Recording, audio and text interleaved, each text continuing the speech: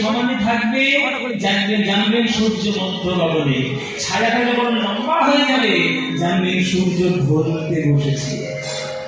সূর্য ঢলতে বসেছে। রাস্তার মাঝখানে যদি চিনির বস্তা ছড়িয়ে যায়, রাস্তার মাঝখানে যদি চিনির লরি উল্টে যায়, সেই চিনিগুলো পুরাতে কারা ছুটে যাবে? যারা গরিব দুঃখী কাঙালি তারাই ছুটে যাবে। যে বাবুটা মার্সিডিজে করে রোজ বেরিয়ে বেড়ায় BMW গাড়ি করে, সে জীবনে চিনি করবে? সে বলবে কিনে নেবো স্পেন্সার থেকে, পুরাবো কি, পয়সা আমার আছে। তাই মহাপ্রভুর করুণা তারাই পাবে যারা অভিমানের সিংহাসন ছেড়ে ধুলায় গড়াগড়ি দিয়ে হরি হরি বলে তারাই পাবে।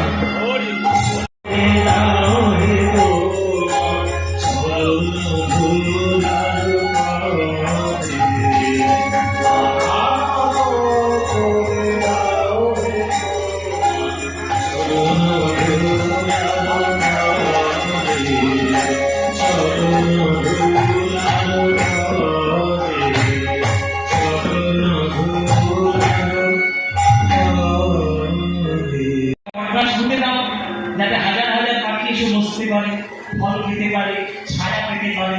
মানুষের সেবায়, জগতের সেবায় নিজেকে বিলিয়ে দিলে তবেই ঈশ্বর সেবা করা সম্ভব।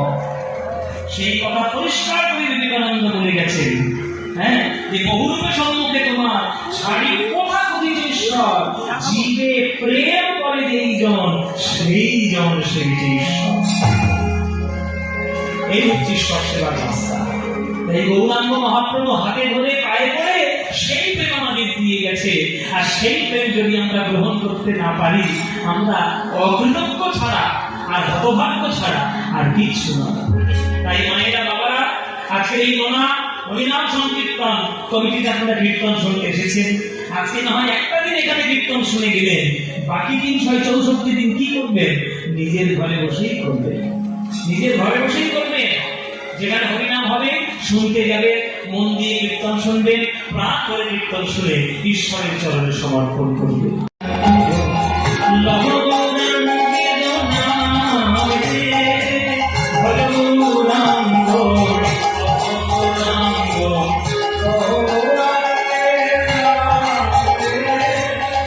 এই গানটা ভালো লাগে? তাহলে গাড়ি বন্ধ করে দেবো। গাড়ি তো সত্য হচ্ছে ভাইরা, সত্যি? আচ্ছা, এই যে গানটা ভালো, সিরিয়ালের দিদি, সিরিয়ালের দিদি, এই কীর্তন বেশি ভালো লাগে না সিরিয়াল? হ্যাঁ, কীর্তন 100% দিতে পারি। কিছু মনে করো না, আমার একটু চাকরির জন্য আমি কথা আছে, কি বলবো? এই যে তোমাদের অঞ্চলে আমি আজ থেকে গান করতে আসছি, আমি সেই